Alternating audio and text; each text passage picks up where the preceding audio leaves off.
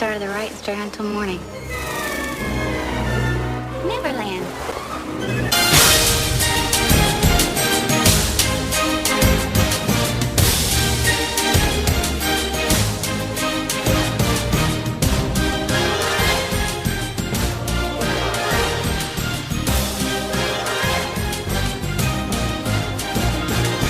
Good morning, Neverland! Earlier today. There we go. New recording started. Okay, cool. There we go. Since you're a PlayStation junkie like myself. Well, I'm not quite a junkie on it yet, because I'm still doing Xbox 360. I need to figure out if there's a way like how you were able to send all of your points you've earned and everything on PlayStation. I think there should be a way I should be able to go on the Xbox website and be able to post that up too and say, yeah, see there, here's where I'd be pretty much the same, because if we've played a lot of the same games, I've just played it on a different system. I think there are aggregator websites like my PlayStation quote unquote gamer score. It's just a conversion. Yeah, it's somebody.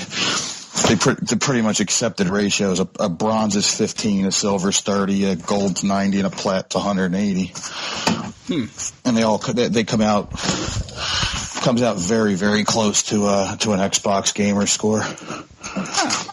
Or game score or whatever they call it. There's tons of websites that do it. So I know I've got a lot of gamer points on that thing, and so far with the PlayStation, the only thing I've done that's gotten me any points is there's a few things on the WWE 2K14, and then I finished The Last of Us, and then I've downloaded some old PlayStation games, but those aren't giving me any points for playing them. So right now I'm saving up for other things, so like a PlayStation 4, so I can get the Arkham City. I think no, not Arkham City. What is that new one? Arkham Knight that's coming out. That's another Batman game. I have to get it. The Arkham City's free on PlayStation Plus this month. I downloaded it. I haven't played it yet. Oh, it is great. Not really a big comic book kind of guy, but the Batman games were pretty. My father-in-law let me borrow whatever the first one was. Asylum, is that what it was? Arkham Asylum? Yes. It was pretty neat. Yeah, it's pretty cool. And I'm more of a Marvel guy, but everybody loves Batman. So there's a lot of villains I didn't know about that I learned about just from playing that game. So. Yeah, I found that Harley Quinn's pretty neat. I don't know anything about her, but she seems pretty cool. Yeah, she was actually a creation for the animated series. Yeah, that she caught on so popularly that they actually started putting her into the comics. There you go. Which was pretty fun. Okay. Anyway. So yeah, I picked up another platinum that nothing terribly exciting, but it's still a platinum. I have no idea what you mean by a platinum.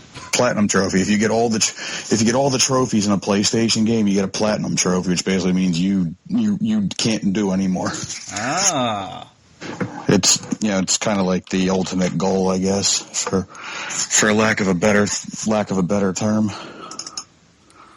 Yeah, I guess I could try to aim for stuff like that now that I can actually play online, because like the Xbox, I can get as many gamer points as possible, but a lot of the points were also, doing things online, and I wasn't going to pay the extra fee to go gold over there to start actually earning those extra points. I just figured, okay, if I've managed to clear about everything that I can, then I'm happy. Yeah, I got all the trophies in Lego Lord of the Rings. I still need to get that one. That game is awesome. I love all the Lego. Well, okay, I didn't like the second Lego Indiana Jones, but that's probably the worst one they've made. Yeah, I played the demo and I was like, this seems to be lacking. But all the other Lego ones, I'm still missing the second Harry Potter one. That was awesome too. Yeah, I love the first one. I don't think I've unlocked everything on that one yet, and then I want to get the Marvel one, obviously. Marvel guy. I mean, heck, if you've listened to any of my podcasts, that's where pretty much Disney now owns me, because after they bought Star Wars and Marvel, I'm like, okay, So you are their servant now. Yes, which is why it's like Neverland wasn't meant to be a Disney podcast, but I keep pulling into things that are Disney things because so far I do like a regular news segment where I try to cover entertainment and games, and a lot of the entertainment stuff coming through right now that are kind of, I'm calling it nerd news, but a lot of it is Marvel movies. So I'm like, well, that's actually Disney content. There's Star Wars news coming through, and, well, that's still Disney content. So the only thing that changes is when I'm like, okay, and today's special segment is He-Man. So that's when it changes gears. But other than that, it's like, I feel like, oh, I'm halfway a Disney podcast. I just don't think I have enough park visits, and only having been there once, to really be able to get any good coverage or anything like that. So, yeah, correct. Yeah, makes a big difference. But I figure, I'll just do a show on things that I'm into, and it kind of works out. So, and Disney being one of them, it kind of works out. If people don't like it, they have options. They have options, yeah. So I'm slowly building the following up. There's people that I found out, that are friends of mine that I didn't realize were listening to me that actually have, sent comments on Facebook or whatever, and I'm like, oh, wait, you mean you're listening? Okay, cool. Yeah, it's good stuff, right? Yeah, so I'm thinking it's slowly building, so as long as people kind of keep sharing. I mean, I'm into, this is going to be actually on the 21st episode, and I got big plans for the week after. There's a thing called Free Comic Book Day I do every year, which is like the first Saturday in May, and I'm going to have a quick segment on the 21st episode, but the 22nd episode, I'm just going to take a recorder with me to go to all the different comic shops and talk to some of the comic owners, shop owners, different things. There's always there's this guy who's known as Darth Artist. He's actually a licensed Star Wars artist. He goes to a lot of conventions and draws a lot of different things. Does some horror conventions too. I've actually got he did a Jedi Mickey drawing that was it last year or the year before or whatever. He was kind of just handing out these colorized copies. I got that hanging on the wall. It's pretty cool. Nice. His name it's one thing I never really got into. Never really got into superheroes and comic books all that much. Oh, come to the dark side. We have cookies. As long as you have beer. Well, I'm sure there is plenty. I'm not a drinker myself, but I'm sure you'll find plenty. Fair enough. But anyways, okay, so how I'm going to work this is Philip wasn't going to be able to make it. He had just gotten home from, I guess he's been running around all day getting his car fixed and inspected, and he had to buy a suit because he's now serving as interim pastor in the church where I grew up, and so... Nice. He's working his tail feathers off. It's been a heck of a mess since his father was the pastor there, and since he passed away, they've had a hard time actually getting a solid pastor that didn't have something that was going really wrong. So they actually had to fire the last guy, which actually was a family friend, and so they called him to fill in as an interim until they find another pastor. And I told him, look, you were called to be able to preach. I wouldn't be surprised if they don't call you to step up and lead this church. He's very capable, so... What's your denomination? Well, I don't know if we're still considered like Southern Baptist and everything, because you got the Southern Baptist Convention, but there's been like split offs, and I think we're still considered Southern Baptist. Okay, I think there's the American Baptist that jumped off, and I'm Methodist. Yeah, but that's okay. We'll forgive you for being Methodist. As long as you're not Westboro Baptist. Oh no, Westboro is not actually a Baptist church. They use that name. They're out of their minds. They are out of their minds. They're more of a cult and a bunch of lawyers, actually. It's a lawyer-run thing. They want someone to attack them so they have an excuse to sue them. Yep. They frequently show up around the area, though, because they're just right over next door in Kansas. I'm here in Kansas City, which, yes, Kansas City is in Missouri. It's confusing, yes, but we're here in Missouri. Unless you're in the Kansas City in Kansas. Yeah, but there's not that much of it over there. Most of once you get into Kansas, you'll hit over and there's like Overland Park, Lenexa, and Leawood and everything. But not much Kansas City, Kansas. There's still, I think there's a little bit of suburban area, but mainly there's some factories and stuff on the Kansas City, Kansas side. But most of the metro area is actually here on the Missouri side. We're just named after the wrong state. Imagine that. Yeah. I don't know how it worked, but that's how it worked. Okay. All right, let's do it. Well, yeah, let's kind of get rolling here. I've got here basically a list of songs, and I've got backups in case we end up running into the same song. I'm going to write down all the songs we kind of go over. That way, when I go and record Philip on my recorder, he can comment and add his comments of what he likes about that particular song, and we'll go from there. Because I did write down some things that are like, yeah, these are going to be the obvious ones that somebody's going to mention. So I did write down, so I'm considering the honorable mentions. If you ever, hear on Lou Angelo's show, frequently having honorable mentions because, there's stuff that's going to be, everybody's going to say it, but everybody's going to dodge it to try to get some new content. And of course. That's what I was aiming for. Okay. But the thing's already actually recording, so I'm just going to throw into a nice intro.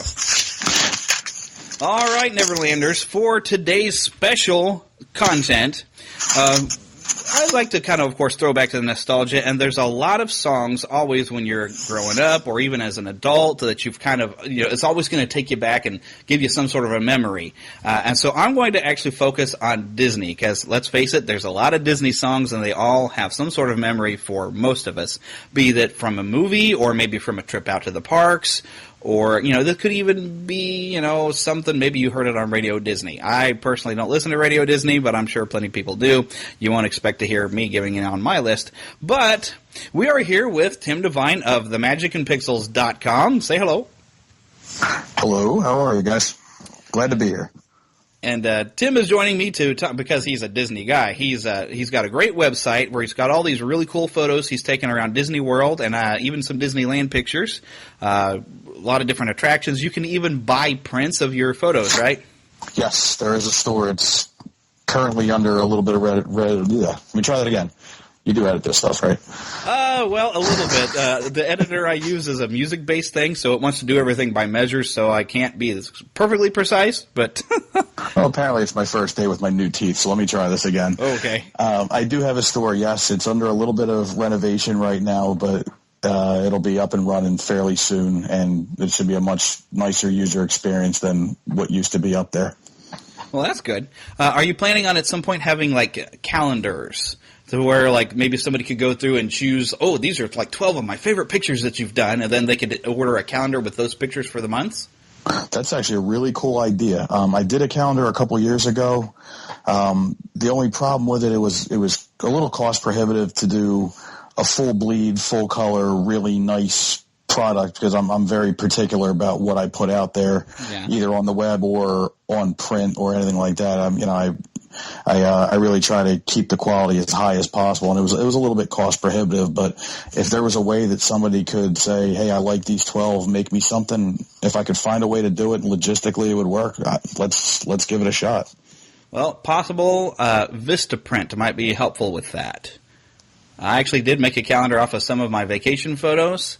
And I basically had to pay a basic cost of Vistaprint, and I was able to pick 12 of the photos, and you can actually choose what kind of finish. And so you could actually charge the amount of what it's going to cost for Vistaprint to make it, and then add on however much you want to make as profit and as shipping. You might be able to get something to work out there, because they actually did a pretty good job.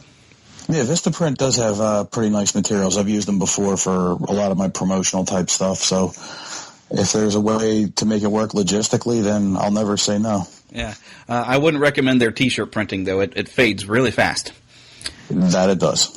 Yeah. So I'm going to look for a different one because I need to get actually T-shirts for Neverland here because I do plan on doing some special events, and I want people to be able to find me when I'm at this special event. So. Well, if you plan on driving to New Jersey, I'd be happy to recommend the company that I use, except that might be a little bit of a drive for you. Yes, it would. If I was going to drive that far east, I would end up going south into Florida and go back to Disney World again. Disney World, New Jersey. I mean, that's a coin toss, isn't it? I don't know. I've never been to Jersey. I've been to New York, but I've never been to Jersey. So, well, do yourself the favor. Just skip it. Okay. I'm on the first plane out of town when I get a chance. Well, as long as you're not near too many of those Jersey Shore style people that, them. They do not represent New Jersey. Thank goodness. And most of them aren't even from New Jersey. They're from New York. That's about as fraudulent as it gets. But we get painted with that brush, and it's just a treasure to have to live down. Yeah, I'm pretty sure because I would hate to have to say, oh, look, these people are supposed to be New Jersey people. No, we don't want to claim them. Yeah, you heard it on this podcast first, folks. The situation does not represent New Jersey. Yeah, I'm glad for that because that was frightening. Yes, I got dumber every minute I watched that show, and after about 3 minutes, I had to turn it off because my brain was ready to implode. I think the most I saw of it was when Snooki was at WrestleMania, and I don't know why they had her at WrestleMania, but she was at WrestleMania. I'm like, okay, I'm going to go hit the restroom until her match is over with. I'm not really sure why she shows up at anything. Although, given the opportunity to trade paychecks with her, I probably wouldn't turn that down. But right, if I could be famous for doing nothing, I'd be on it. You'd be Paris Hilton. Sure. I think I could console myself with a bunch of people not liking me with all of that cash. It does make a great medicine, doesn't it? Oh, yeah. Okay, but anyways, we digress for a lot here. I'm going to let you go ahead and name out the first song on your list because you are the guest, and it gives you a chance to maybe name in one of those songs that I'm going to say, yes, that's on my list too. Well, for full disclosure, I am a huge Disney park music fan. I actually have many, many, many gigabytes of park music on my computer and, by extension, my iPod. So if I'm going to fire a track out your way, it's probably because I have it and I listen to it repeatedly. I'm going to go for leading off and playing center field here. I'm going to go with Zippity Doo-Dah. Oh, yes. You gotta love it. It's upbeat. It's got a good rhythm to it. It gets you. It's a quintessential park song. Oh, yeah. And heck, I remember as rare as that film is from, I remember as a little kid actually seeing just that clip. Is the only thing I remember of Song of the South when I was a little kid is him coming out singing Zippity Doo Dah with the birds coming out, and then actually the school system that I came out of here, the North Kansas City School District, we actually used to do a Song of the Month. And there was one month that Zippity Doo Dah was our Song of the Month. So we got to learn it and sing it every day in music class. It was great. Yeah, it's pretty cool. Roll with it, man. Oh, yeah. And I think I do have a clip to be able to play right here, too, so that'll work. Let's do it. If you mention a song I don't have a clip of, I'm going to have to track it down. I could probably send it to you if you need it. Yep, this one I actually have and it will be coming up in a future episode. I actually did find a tape in a thrift store that has the entire story, all the Brer Rabbit stories from Song of the South, with all the songs. Oh, wow. That is really cool. I really wish Disney would come to their senses and, with the appropriate historical context, release Song of the South. Yep. Put some bonus material on there. Package it with some bonus material, presenting it in the context that it's supposed to be in, and get it out there. They would make a fortune off of that. Oh, yeah. If you can go to the store and buy Blazing Saddles, why can't you get Song of the South? Exactly. Well, there are ways to get it if you know to go to the right pirate location on the internet. And I may or may not have it. I have a DVD of it that I've just happened to have, appropriated. And it's actually a really good movie. It is. It's got a cute story to it. It's got a moral and a message to it. Mm-hmm. And Uncle Remus is an awesome character that nobody even knows about.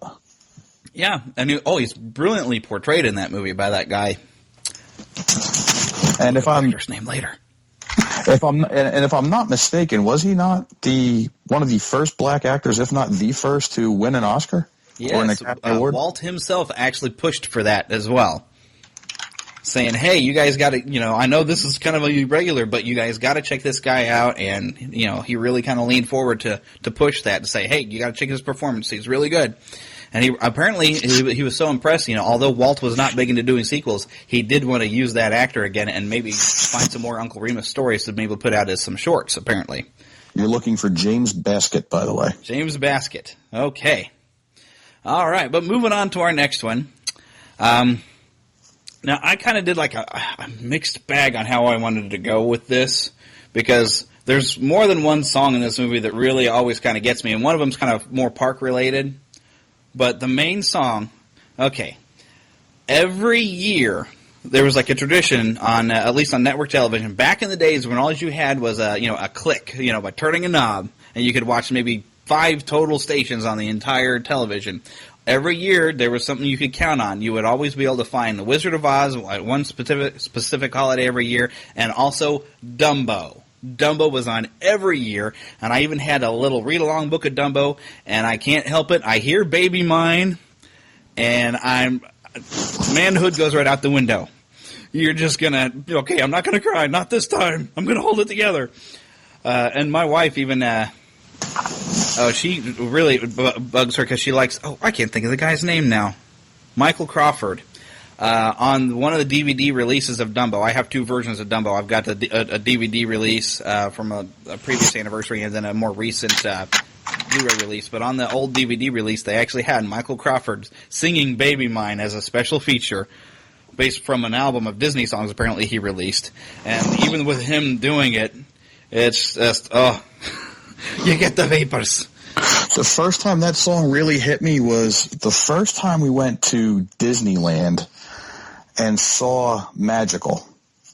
And it was, and the reason I say it is because I was a fairly new father. The song really had no emotional impact on me at all up to that point. And then all of a sudden it was like, well, bam, manhood on the ground. Mm-hmm. Absolutely. I'm with you on that one. Good call. Oh, yeah. See, the other alternative was I have noticed whenever I hear the audio from a park of the Casey Jr. ride, it kind of brings back some of those memories when I hear the Casey Jr. song. But of the two, picking something from Dumbo, I had to go Baby Mine. Good call. The Casey Jr. is a better ride than Dumbo, but probably is. I haven't ridden either one of them, unfortunately. Oh, man. I'm one of these rare Walt Disney World fans that would go to Disneyland every chance I got. I love that place. That's on my list. Because I've been to Walt Disney World. My wife has never been to Walt Disney World, but I've never been over to Disneyland. If you could dig up Disneyland and drop it on the same piece of property that the Magic Kingdom stands on, I'd probably lose my job because I'd never leave. Disneyland Park is absolutely amazing.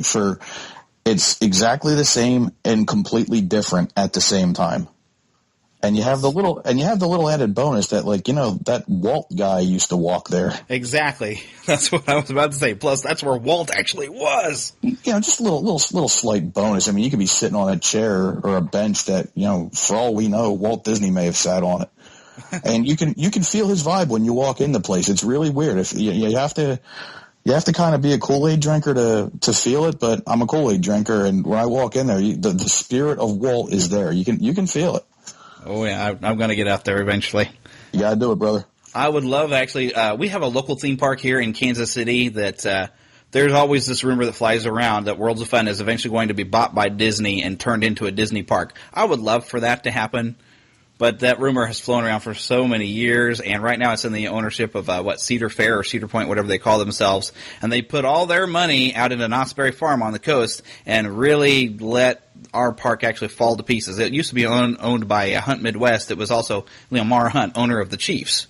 And so there was money being put in. It was a great park growing up, but it's just really fallen because these owners are more concerned about competing with Disney, and right here in the Midwest, they don't really have that competition. So they kind of so-so. Yeah, but you have Andy Reid now, so there you go. Well, actually, he was an improvement. We'll take him over, you know. But yeah, the Chiefs are even under different ownership now. I miss kind of the Hunt family and company and everything. But it would be awesome. Now I've heard Marceline at one point was going to have a park built, but Walt passed away before he actually got things approved to be able to move forward.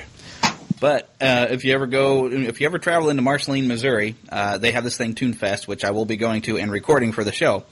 There were plans I saw in the museum there that they do want to try to build some semblance of an expanded Main Street, because you can find the real Main Street that Walt was kind of basing Main Street off of there. But it seems I don't know what all the details of the project, but it almost seems like they want to try to build a park themselves or something. I would love it. They would give an excuse. It's only about a 3-hour drive. I could make that frequently. I think that would be a neat little venture. You know, just something to do just to say you did it. Yeah. You know, even if they don't build up Marceline, if they just build a little small tribute to him. You know, I'd go check it out just to cross it off the bucket list. You know, I'm more of a fan of Walt and his parks than I am even the movies, if that makes any sense. I mean, I'm sure that's a sacrilege to the Disney diehards, but no, I think you're not alone. I'm pretty sure Paul Berry's that way too.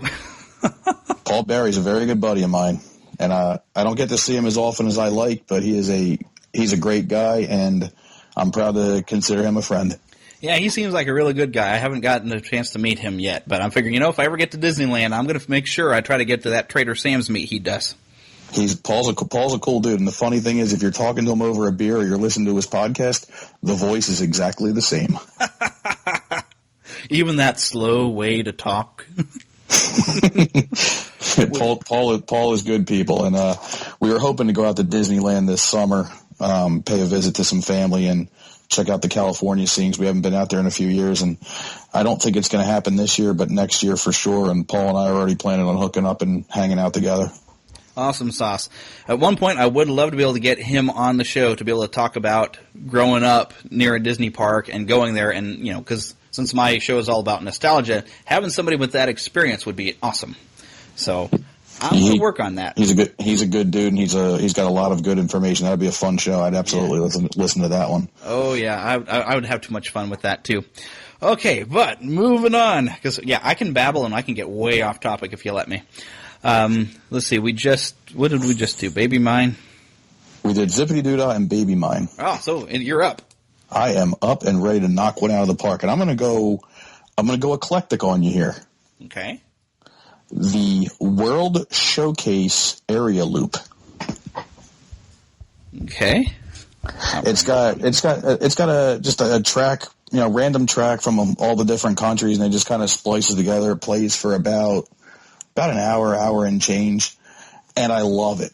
I love it. I love the culture of it. I love the different kinds of music of it.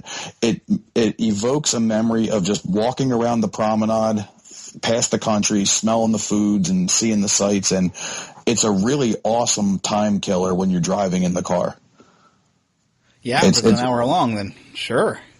And it's got a great sound to it. I mean, I guess you have to listen to it to really get it, but it's a good track, and it's very enjoyable.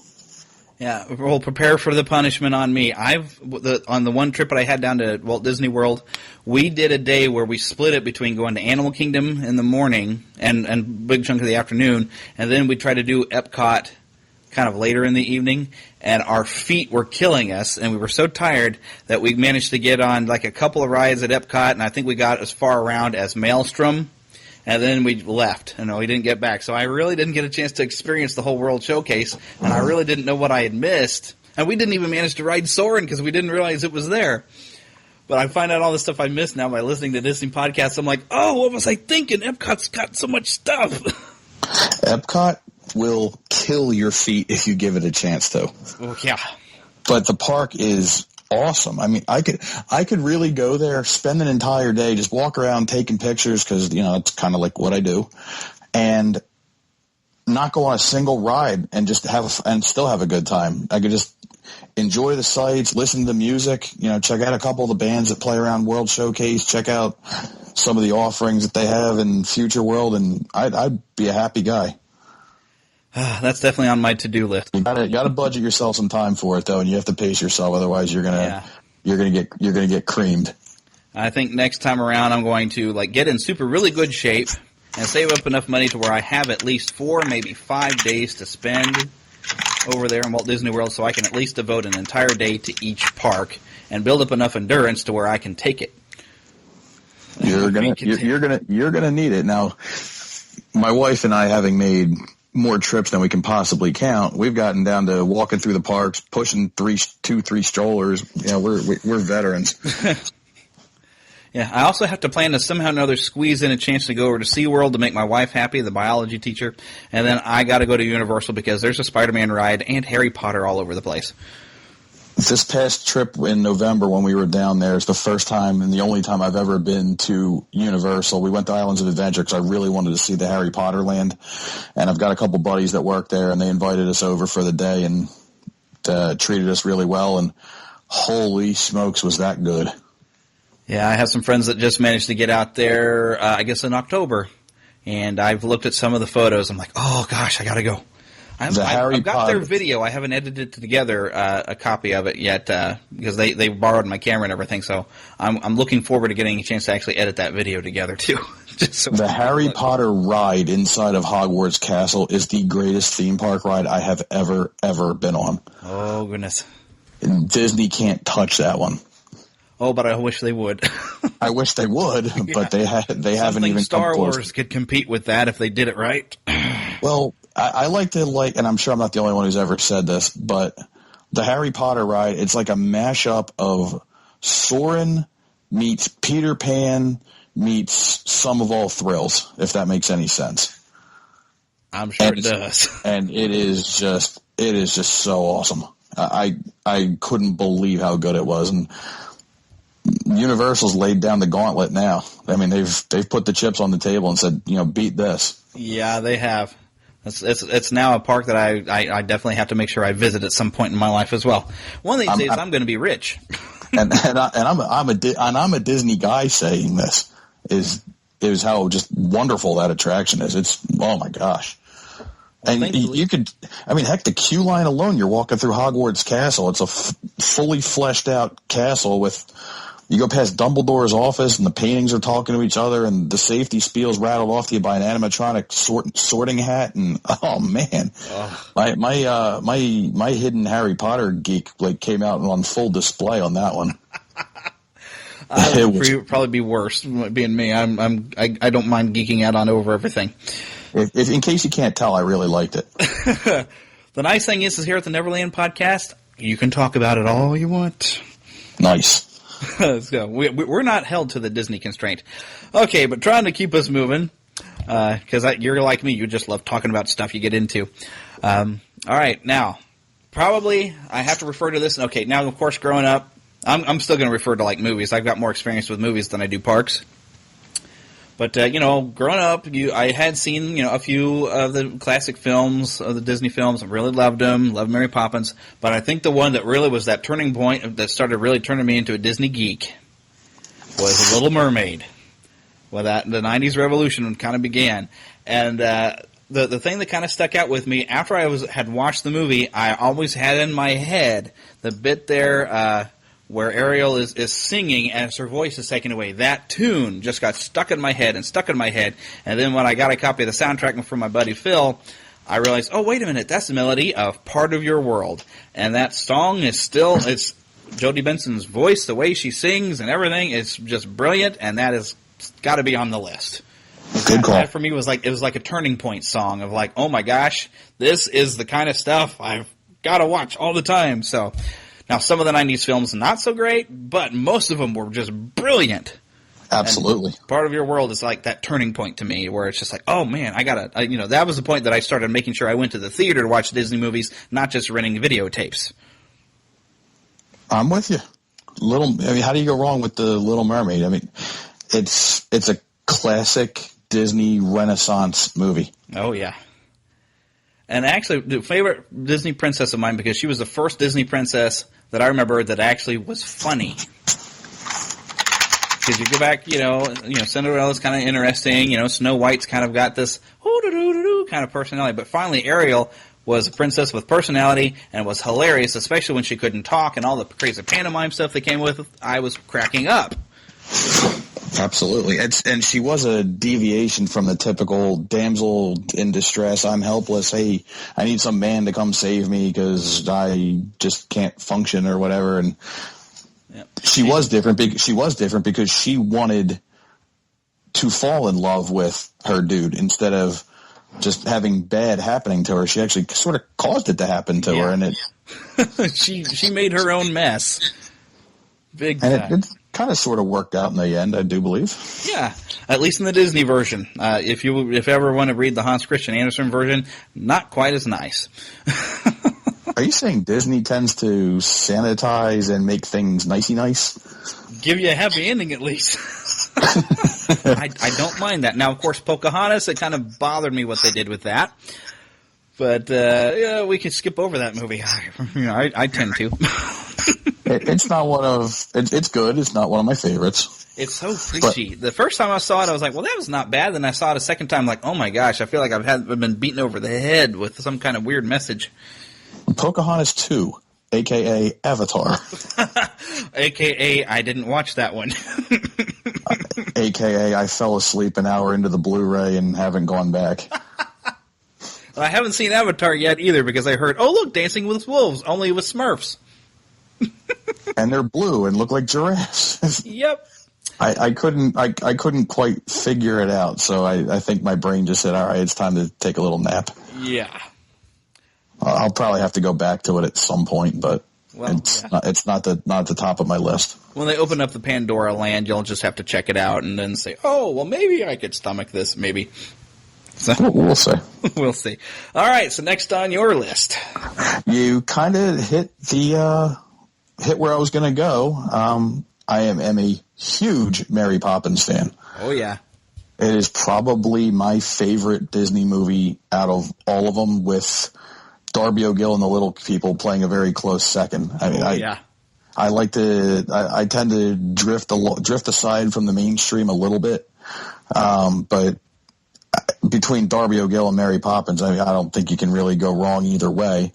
But how do you narrow down one song from Mary Poppins? It's almost impossible because the entire soundtrack is amazing. Yeah. But there is one song that comes to mind, I'm sure. It's the word you use when you don't know what to say. And what word might that be? Yep, I don't even know how to spell it, so I'm writing it down on the list, and I'm just going to say supercalifragilisticexpialidocious. It starts with an S, and then a whole bunch of other letters. Yeah, crooked letter, humpback eye, and all that kind of thing. It starts with super, so if we get that far, but it's just a cool song, and the fact that they made up a word that absurd. Oh yeah, and then wrapped an entire song around it and gave it an awesome beat, and even made it, and then animated it with live action. Oh yeah, it's like. Whatever was in the water that day, I would love to have a sip of, because that was really good stuff. Yeah, when they invent water that makes you brilliant, I'd tell you what, somebody's going to be rich. Yeah, I'd probably stop drinking so much Pepsi at that point. Yeah. So I could actually keep on that same vein for something I wrote down that I was thinking, well, that would be kind of an honorable mention, because there's an obvious song really, and I'm surprised you didn't go with, but you were probably also thinking everybody would think this song. But it's not actually next on my list, but there is one coming that I kind of thought, oh, well, that's going to be an obvious. But anyways, I'll move on to the next on my list here. You have the little hamster wheel of my brain spinning. Oh. Well, I'll go ahead and jump to my Mary Poppins song, Feed the Birds. Okay, it's obvious. I know. It is like the Walt favorite song, but the main part of that song, and I think the main memory I would always get when I was a kid, is not necessarily the lyrics or the meaning of the song, but the bridge music, I don't know, but that's just beautiful music. It sure is, and I think the Sherman brothers outdid themselves on that. That whole thing. I mean, that's quintessential. I know I've used that word a few times, but it's a good word. They nailed it. I mean, And when I found out later, as an adult, I started understanding the meaning of the song. I'm like, oh, this is so deep.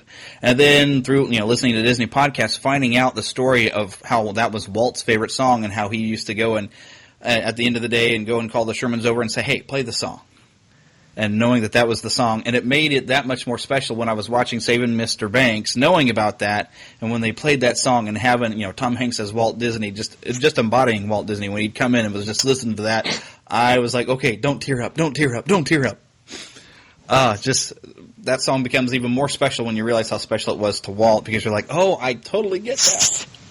Would you believe I haven't seen Saving Mr. Banks yet? Oh my goodness. It's on my list. Movie. It is on my list, especially as I've already alluded to, I'm a huge Walt Disney and Mary Poppins fan, so you'd kind of wonder, what am I waiting for? But I need to get on that. Yeah. You have to be prepared for a drama, because it is a drama. But so good. Not 100% accurate, but such a great movie. And it's really opened up the floodgates. Now I've noticed there's a lot of indie films coming out. There's one that actually even the thankyouwaltdisney.org is actually involved in making. God, there's so many of them now that I can't even think of the names of these. There's at least two more that they even have Facebook pages. One I think is going to wind up straight to DVD because the budget was so low. There's another one that actually has, I can't think of his name, Napoleon Dynamite, for a lack of better terms. He is actually playing Roy Disney in a book that's based off of a biography called Walt Before Mickey, which deals with all of his years here in Kansas City. Now, it's being currently filmed in Florida, and they're building things to kind of look like Kansas City, but I'm, of course, was saying, look, Kansas City's right here. Why don't you come film it here where it actually happened? So I'm excited about that one, and I cannot think of the name of the other film that actually their Facebook page that says that their DVD is ready. You can pre-order it right now. But it's like now that it's like they've opened the gates to say, oh, it's okay to portray Walt in a movie, so, now we can do it. Fair enough. I look forward to seeing it. I'd actually like to read some of the books, that these are based off of, because I learning so much more about Walt's history. Being that I every year now for the past 4 years now, I've made the trip to Marceline where they do Toon Fest, and they have this great hometown museum where you get to learn a little bit about the town, but a lot about the Disney family. Oh my gosh. It's the same museum pretty much every year with a few additions, but I still got to go through it every year, and I sit and they show the documentary, The Man, the Myth, the Legend, or whatever, something like that. Oh yeah, Walt, the Man Behind the Myth. Yes, that one. I have the DVD of it, and oh my gosh, was that well done. It was very enjoyable. I want to get a copy of that, but I've never found one. I will one day. Amazon is your friend. Not in Missouri they aren't, but that's a whole other issue. They have issues with our internet tax law that got passed, and so they actually cut off all of us, like me, who was an affiliate with Amazon, which is why on NeverlandPodcast.com you will not find any Amazon selling links because they shut it off and they won't let me sell any of their products. So I figure if you won't let me sell because you're mad at my state, I will not purchase any items from you either. Fair enough. But if you really why are they feel taking it out on us? But if you absolutely feel the need to buy something from Amazon, you can always go to themagicandpixels.com because I do have one of those. Well, there you go. I actually bought that movie on Main Street USA in Walt Disney World a couple years ago. Oh, wow. Probably more than a couple years ago, but it just kind of called out to me, and I know the prices are way inflated, and I probably could have gotten it cheaper, but I wanted it. I wanted it right then and there, and I wanted to go back to the hotel room that night and watch it, and I couldn't believe how good it was. It was amazing. Oh, yeah, especially I love that it's hosted by Dick Van Dyke. I just love that guy. He's a pretty talented guy. Oh, yeah. I will probably cry when he actually passes away. Sort of like it would be a loss for the world. Oh, yeah, I can imagine you being a little upset about Stan Lee. Oh, yeah, he's almost been like a father to my childhood. He is like the Walt Disney of comic books. So, but since you and I are both major video game geeks, have you played Lego Marvel Superheroes yet? I played the demo. It's awesome. I need to get it. Have you seen all the did they have a Stan Lee cameo in the demo? Trying to think. I only went through the thing once. Well, without completely ruining for you, I do believe there's a Stan Lee hidden in almost every level as one of the findable objects. Oh, please tell me he's playable. My kid's been playing it. I haven't gotten to it yet because I've been playing all the other Lego games, but it's on my to-do list once I find any time at all. Yeah, I understand. You work in law enforcement. My stepbrother's in law enforcement. There is no time. Working the job, running the website, being a daddy and a husband and a baseball coach and all that good stuff. And yeah, time is very finite. I learn that more and more every year. Oh yeah. But back to the music. All right. Back to the music. Next on your list. Oh man, it's such a hard list because there's so many good songs. Oh yeah. I had to think about it for a week before I made my list. So. Well, thanks for the 10 minutes of heads up. I appreciate it. I am gonna go, and I'm gonna give a tip of the hat to Disney's California Adventure and my buddy Paul Barry. Hi, Paul. Hi, Paul. Love you, buddy. I don't think he listens to me, though, unfortunately. Well, he's listening in spirit. A tip of the hat and a nod to Aladdin, a musical spectacular at Disney's California Adventure, for making me realize that Aladdin is one of my favorite Disney movies that I never even knew I liked. The music in that movie is incredible. From Friend Like Me to the Prince Ali song to A Whole New World, they're just song after song. They're great. Yeah. If I had to pick one, and I only get to pick one, Yep. I'm going Friend Like Me. Oh, yeah. Because Robin Williams just he hit it into the upper deck on that one. Yeah, I didn't even know he could sing until that song. It was pretty darn good. Oh, yeah. And I really don't even think it doesn't even need any explaining or any justification. It's just an awesome song. Yeah, and it's toe tapping good, and it'll make you laugh while you're watching it. So it's like the first time you see the movie, you can't follow it because you're too busy kind of laughing at some of the antics and some of the things they've animated. That it's not till like the 10th time that you watch it, you're able to just sit down and listen to the song and say, "This is just a cool song." Absolutely. And when you get to California Adventure, if you've never seen Aladdin a musical spectacular in DCA, you absolutely have to see it. It is the best Disney live-action stage show in any park, hands down. I challenge you and defy you to argue with me on it. I'm adding it to the list of must-do.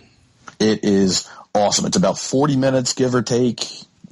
The Friend Like Me sequence is Broadway on steroids. I can't believe they had all that equipment and theming and, stage material ready to go that quick, and it's just really, really good.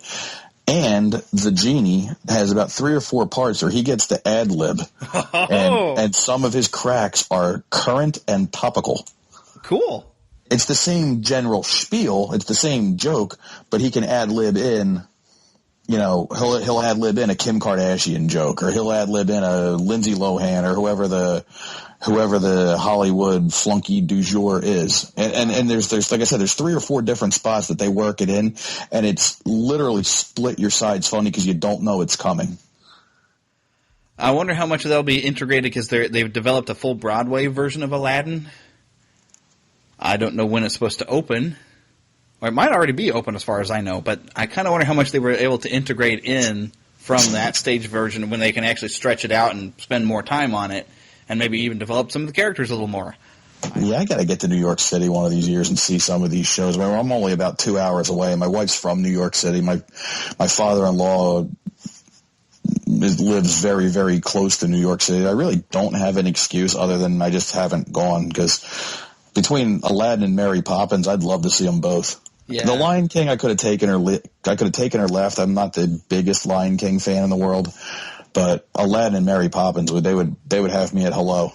Yeah, those are 2 that I haven't seen. The one, and actually, good transition here. The one of the Broadway musicals that I did manage to see, and I've seen it, I think 3 different times now. Once actually at we call it Starlight Theater here in Kansas City. They basically do Broadway-style shows over the summer in an outdoor theater. Then I've seen a homeschool group perform this, and then I've also seen it done in like a theater in the park thing. We're just here in Gladstone. I'm in a suburb of Kansas City where they've performed it. And actually, the homeschool group did better than the Gladstone area, but it's Beauty and the Beast. Fantastically translated onto Broadway, and there's actually a song in here that was not in the movie that I really wish when they did the re-release there and they added in the new song Human Again in there, I really wish they would have had this song in there because it really fleshes out the character of the Beast. It's a song called If I Can't Love Her. And it's got even a reprise in there, but it fleshes out, you've got some single lines in the film where they're talking about him falling into a kind of a depression and despair over the years. But this is a song that kind of, it happens right after he's chased Belle out of the West Wing. And he just in the regret of, oh, what did I just do? He just kind of goes into this depression. It's this really great song. It's like, basically it's kind of like I'm dooming myself if I can't learn how to love her. And if I can't learn to love her, just let the world be done with me. So it's like the suicidal kind of song. And it kind of really sets it off as kind of the finale of the well, I don't know if you would call it, end of second act or whatever. But it's right before the intermission. So then you get this intermission and it comes back, of course, with the wolf chase. And then, of course, later with the reprise, after he's let Belle go, they reprise this song and it's If She Can't Love Me. And it kind of turns around, but it is still back to that despair of like, well, I've learned how to love now, but I have to win her love back. Apparently I didn't because she's so willing to leave, and she probably will never come back again. But it's just this great song, and I don't know if you've ever seen the Broadway version of Beauty and the Beast. I have not, but now you got me. You have another one on my list now that I need to go take care of. So now I need even more time and a couple more bucks, but I got to start knocking some of these things out, man. Yeah, because I think it's only strictly touring now, but you might even find a local high school doing it. There was a high school here in the area that did it a couple years ago, but I didn't get a chance to get out there to see it. So, I don't know that the high school could do it with the quality of the Broadway style cast, but it's such a good show, and that is pretty much like nearly my all-time favorite Disney movie is Beauty and the Beast. That was brilliant. I mean, as much as Silence of the Lamb was intriguing, I really think Beauty and the Beast should have won Best Picture that year. But, I'm not on the Academy, so who do I know? Well, and if I was on the Academy, L.A. Confidential would have won Best Picture, but that movie about the boat sinking kind of had a little bit more hype behind it. Yeah, although Titanic was good the first time. The second time I was like, okay, can we sink this thing already? It was a lot more entertaining when it started being, oh, now it's dangerous. So, well, my whole theory on Titanic, and I'll make this short so we can get back to the music, but the first hour and a half was a sappy chick flick, and the second half you watched thousands of people just drown and freeze to death. Yeah, and it became this like and you knew it was going to happen. Yeah. Because I was in college when that movie came out. I remember all these girls in the classes go, no, don't tell me what happens. Don't tell me what happens. I'm like, well, here's a clue. The boat goes down. Exactly. It's not going to end well. Exactly. Now, what time's LA Confidential playing? Because I love that movie. I don't believe I've seen that. Oh my gosh! If you like good detective dramas, and it's a period piece. It's got the noir thing going on. It's got an incredible ensemble cast with Russell Crowe and Danny DeVito and James Cromwell, Kim Basinger, Guy Pearce. You name it, they're all in it, and it's just Kevin Spacey. That's an awesome movie. How did I miss this? I don't know. I don't know either, because that does sound cool. It's awesome. I mean, it's like a 2.5-hour movie that blows by. It's really, really good. Good cast, at least. Wow. Yeah, man, you ain't kidding. All right, well, moving on. What is your next on your list? I'm going to go back to Epcot again. Of course. And I'm going to go with the Illuminations Fireworks Spectacular. Oh, yes, I've heard that. Whew. But I'm going to plus it. And I'm going to put the holiday tag on the end of it. From around Thanksgiving-ish through New Year's, they add an extra 3.5 to 4 minute musical tag on the end of it. Narrated by Walter Cronkite. Wow. Sung to the tune of Let There Be Peace on Earth. And I think the finale, they blow off more fireworks in the couple-second finale than they do in almost the entire show up to that point, to the point where the ground actually shakes. Wow. And the Let There Be Peace on Earth has like a choir-type sound to it. And it definitely has an emotional kick to it. Part of the reason I love it so much is I like Illuminations. It's one of my favorite fireworks shows. I like it more than the Magic Kingdom fireworks. But the Let There Be Peace on Earth, that was my grandmother's favorite song. And she's been gone for 13 years and change now. And it's a couple-minute reminder that she's still here with us in spirit. There is a bigger picture out there. And it's an optimistic, hopeful song that the world can become a better place.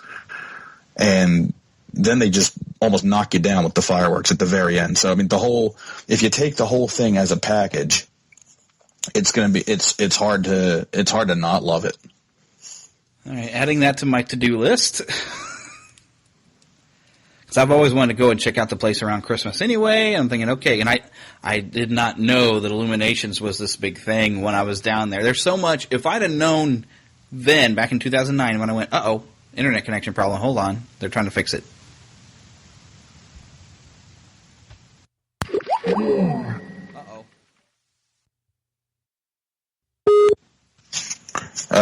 Okay, now I got to give it a little bit of time to make sure the recording gets good and started. Yeah, sorry about that. Don't know what. Yeah, it suddenly said the internet got interrupted, and I was like, I hope that's not something on my end. Nah, it was all mine. I'm using Skype on my phone, and somebody blew in on an incoming call and blew me right on out. Oh no. Okay, all right. So we just finished with Illuminations with the holiday tag. Illuminations in general, but the holiday tag for the absolute win. And I think I just said that's definitely on my to-do list because I remember what I was saying. I was saying in 2009 when I was on my trip, if I had had any idea what the fireworks shows actually were like, I would have made sure I saw them all. Because I just thought, they're going to shoot off fireworks, so I could probably just see them from wherever in the park. And it wasn't until later that I've learned, oh my gosh, they do this music and this whole thing. And then I found out about Epcot having the illumination show. I'm like, oh my gosh, I missed all this stuff. So I have to go back now to see what I missed. It's like they plan it to get you to come back. Exactly. Okay, well, moving on to the next thing on the list because I'm going to have to do some cutting down because this is going to be over an hour here at the rate we're going just for the main section here. But I wanted to do something a little bit different as far as it's still movie related here. But I wanted to go into some scoring here. Hans Zimmer, which at the time I had not heard of this guy, and when I was in my teens, because I was playing in marching band and concert band, I used to play trumpet. I wasn't very good at it, but I played it. I had kind of and I still do have a taste for that kind of, instrumental and scoring type of music. Not really into the classics, but to me, a lot of the modern guys who are composing for film are like those classic composers, except for they're telling more of a story because they have a story going on screen, and they're using music to also tell that story. But Hans Zimmer did the scoring to The Lion King, and if I was going to be specific, there's this main theme that goes on The Lion King. Like I recall one scene where it's kind of just showing kind of the plains and some of the geography or whatever, the landscapes, and how this rain kind of sweeps through. And it's also the same theme that kind of jumps up when Simba is stepping up that rock and climbing up there. That big main theme comes out there. Just always, it just kind of reaches into your soul and just brings you up and just brings, I can't explain it any better than that. I thought you were going to go in a different direction with Hans Zimmer. I don't know which other direction to go other than I know he did Amazing Spider-Man 2, so I'm looking forward to what he did, although James Horner did the first one, and I kind of like James Horner better, but that's another story. I do believe Hans Zimmer was involved in a fairly obscure movie known as Pirates of the Caribbean. Yes, he was. Yeah, it never, I guess it really didn't catch on, and, it just wasn't really that popular and all, but... Only some guy named Johnny Depp that everybody now seems to think he's the greatest thing since John Wayne or something. I don't know. The greatest thing since 21 Jump Street. Yeah. That's where I thought you were going to go, and I was ready to agree with you 100% because the scoring for Pirates of the Caribbean, all the movies, is incredible. Yeah, I got to say that it's pretty good. I didn't buy any of those soundtracks, but the main theme of it does have that great feel to it. So. Yeah, but it's still, to me, it's not like the Lion King that has that big pole that just kind of lifts you out of your seat and everything. But yeah, Hans Zimmer's work is really, really good, and even because I can go and be obscure and away from Disney on this show, he even partnered. I forgot who the other guy was, but him and another guy actually did the scoring for the 3 most recent Batman films. Mainly because Hans Zimmer could give it that emotional push, and this other guy could give it that drumming action kind of tone. So the two of them together puts together this really, really actually great score for those as well. Very memorable. He's got a good body of work. He's not quite there as far as John Williams goes, but he's making his way quickly. Yeah. Well, who can really replace John Williams? That's John Williams. Yeah, John Williams is the litmus test for composing theatrical scores. There's, oh my gosh, that could be a show in and of itself right there. And it probably will be at one point.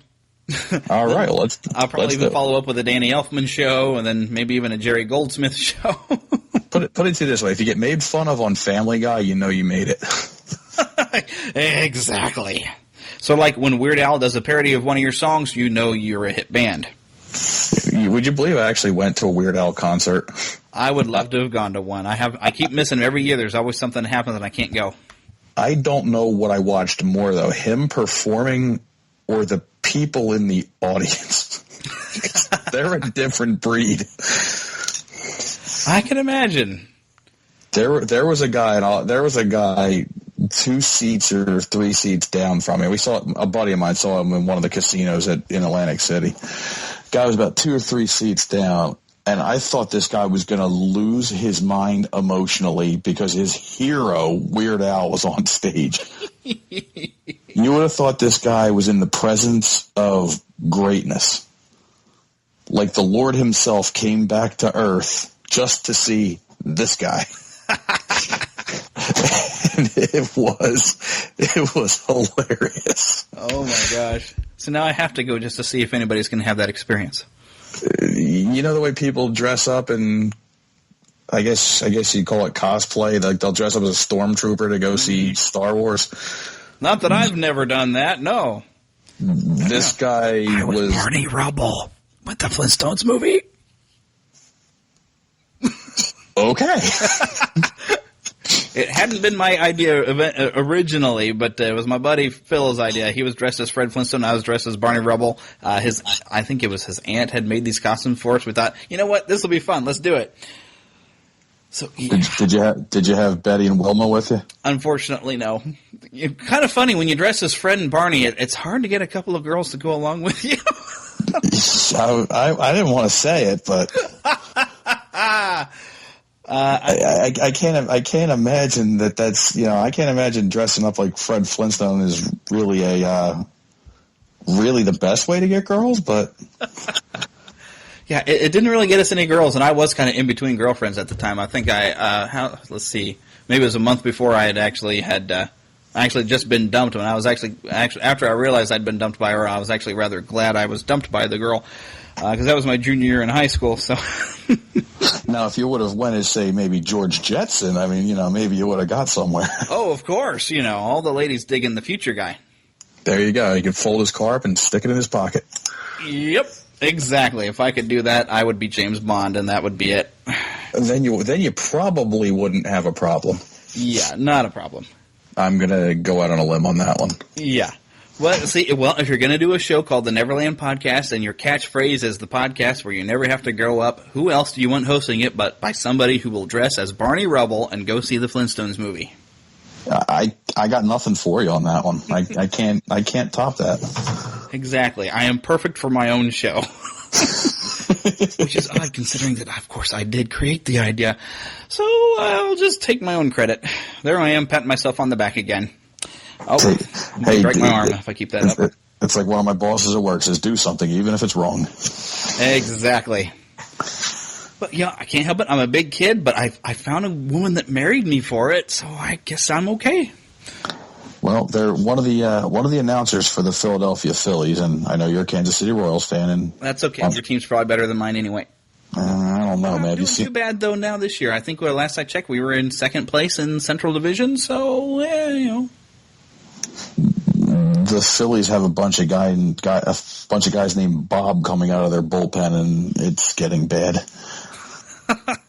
I think you posted something on Facebook that something was horrible was happening, and actually you guys are having a bad downturn or something.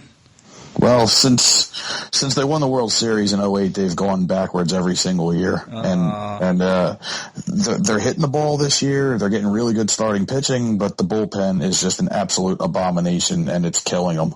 I think they've lost 4 games where they were tied or winning after the 6th or 7th inning already this year. Sounds like the Royals after our 1985 World Series win that we haven't even been back to the playoffs, I don't think, since. But our pitching went downhill. But now we've got pitching, but we've lost a lot of our hitting. But they're slowly coming back around. I think Moustakas now has got 3 home runs under his belt already, so he's starting to come back. I'll throw you a nod. George Brett's one of my all-time favorite non-Phillies. He was just a cool dude. Plus, the way he went absolutely bonkers on the Pine Tar home run is just the coolest thing. Oh, yeah. That's intense right there, man. Oh, yeah. I can ruin the love of George Brett for you if you want, but I won't. But it's still a fun story. I've actually gotten to hear the audio where I don't know if he knew his mic was still on, but he's telling a story to some other guy and everything of the time he had gotten food poisoning somewhere in Vegas after eating some shellfish, and let's just say he didn't make it to the bathroom. Ruh-roh. Yeah, this is whole story. Expletive filled, I tell you what. They have to bleep out half of it anytime I've heard the clip on the radio. It's a pretty funny story, and you got to give him credit to being able to just admit it to people that he had to change his pants. He swung and missed. Yeah, pretty much. But we still love the guy around here. He's just awesome. We've got a road named after him going past Royal Stadium. You don't find Hall of Fame third baseman every day, you know. Right. And even, he played first base a little bit too. Batted 390 one year. Mm-hmm. Heck, I remember even when I was on a rotational softball league, every time you'd show up, you'd just get the number in the order that you arrived to play, and then that number was also your batting order for that day. But at the end of the season, they just let us, okay, well, take home whatever. They were kind of like vests that we had for our for the thing. And I said, well, I'll take whichever one home for a souvenir that you played on this team, and I made sure I grabbed that number 5. There you go. And I wish I still had the thing, but, after a while it gets where it doesn't fit anymore, so you can't just wear it around saying, yes, all right, I played softball, and we lost all but 2 games, and the 2 games we won were against the same team that apparently was worse than we were. Woohoo! It's always good to have a goal. Yeah. All right, so what do you think? Team, but that's okay. I've never been much of an athlete, but it's fun to watch. It's fun to play. Even if we're going to lose, at least I was playing. There you go. Yeah, Okay. I still play 35 and up men's league baseball. I played through college and everything like that. I still have fun with it. It's pretty much the one thing that I do outside of the house when I'm off. You give me a bat and a ball, I'm a happy guy. I don't know if I can catch anymore. It's been so long. What do you think? One more song? I've got a list. We've done 5 on each side. I've even got some honorable mention things. But sure, throw another song out here. What the heck? All righty, let me pick just one.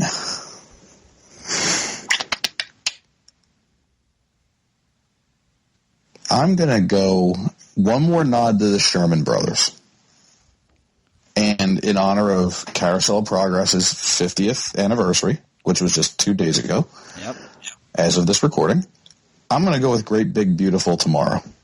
Again, an upbeat, optimistic song celebrating where we've come from and where we're going, with an added bonus of there's a video clip out there of Walt Disney singing it with the Sherman Brothers. Oh, my goodness. I think I'm going to have to track down that video, and I'll rip the audio off and play it right now. Okay, so that's where I would put that if I have it. I can send it to you if you want it. That would be good.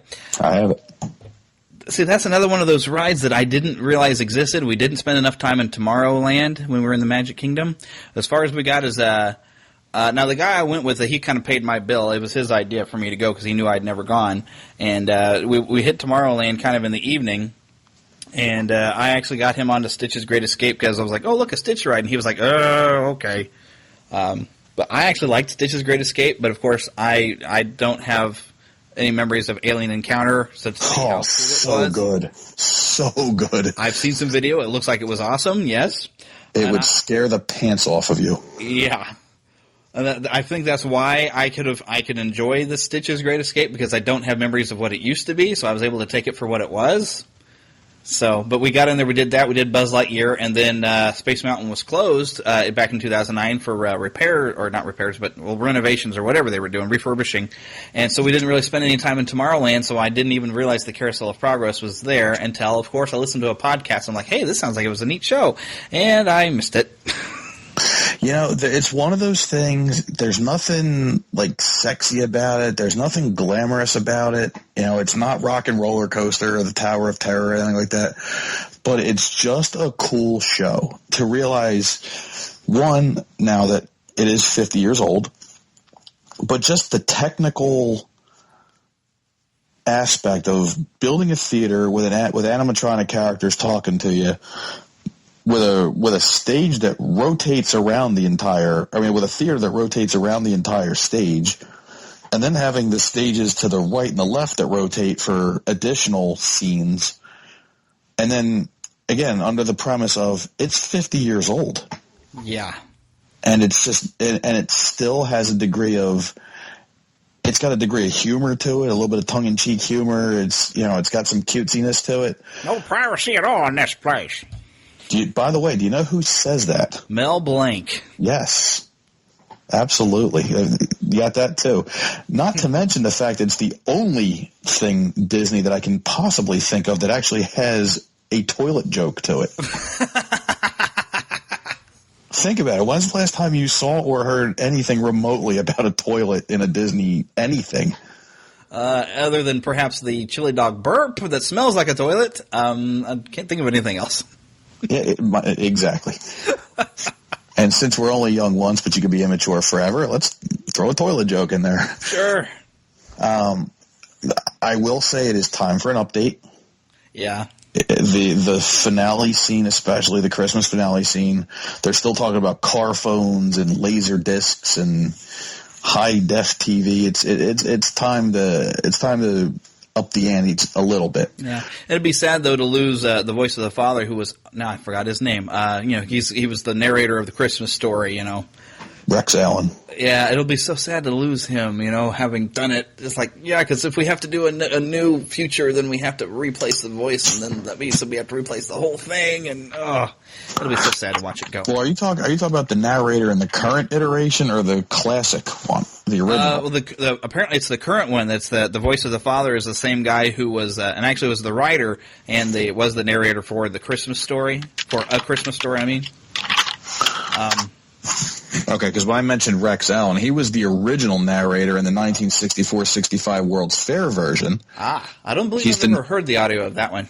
He's the narrator of the pre-show video with the aforementioned Walt Disney singing with the Sherman Brothers. Oh, cool. And then he cameos as the grandfather in the final scene. Oh, cool. But I can't think of that guy's name, and I hear you clicking away over there. Yeah, I'm looking it up for you. But yeah, because it's really cool to hear him, and I hadn't thought of him being the voice until I think it was on Inside the Magic that Ricky Bergani had mentioned. There I am, plugging somebody else's podcast again. There you go. He had mentioned that it was that guy. Gene Shepard. Gene Shepard, that's right. And I would, and since he's passed away, I'd really, I would love to be able to see the Carousel of Progress with his voice still in there, but I know they really do need to update it, but it'll be sad that they'll end up having to lose his voice because they'll need to replace the final scene, and unless you find a good Gene Shepard impersonator, Yeah, he and Rex Allen both passed away in 1999. Mm-hmm. And Mel Blanc also passed. He's been gone since '89. Yeah, but all you need is that one clip, and you can always use it. So no privacy at all around this place. Exactly. Okay, but since we've gone up to 6. I'm just going to throw together all these honorable mention things because there are some things I kind of thought would probably be like a given. So I'll do the honorable mention things first. I'm going to say, okay, because the majority of people, and you've already probably figured this out about me, absolutely love the Haunted Mansion.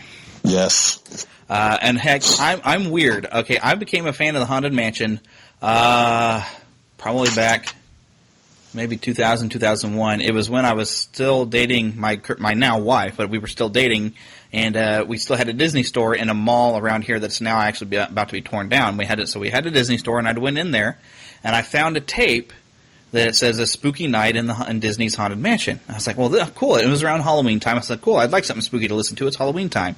And it was actually a cassette recording of the old vinyl with Ron Howard in there. Yes. I heard that, and I was like, oh, this is really kind of cool, but I didn't completely understand the descriptions that were going on, but I was like, this must be what the ride is like or something. And I started just listening to that all the time, and then that movie came out, and now it wasn't the greatest movie. I still had fun with it, but it was kind of neat to kind of see some things fleshed out and hear some of the music and the scoring, and I was like, oh, this is just like my tape. This is great. So then I started, later on, I started kind of looking at YouTube stuff, and I found doombuggies.com, and I looked at all the pictures, and I was like, this is really cool. So when I got to Walt Disney World, I was like, okay, I know we're trying to circle around the park, but I was always eyeballing. I spotted that Haunted Mansion. I was like, we're going to get over there eventually, and I'm going to ride this as many doggone times as I can. So I have to mention Grim Grinning Ghosts in all its iterations, be it when it's playing in the ballroom, when it's playing low and spooky, or when you get to the graveyard and it's being rocked out.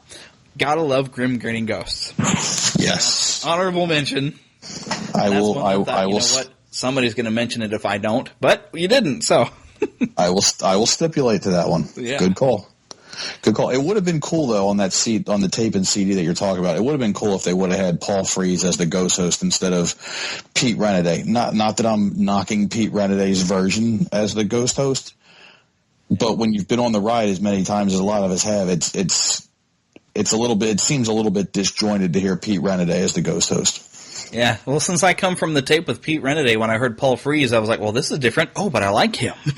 It's Especially because I good. recognize his voice. I'm like, wait a minute, this is Meisterburger, isn't it? Yeah.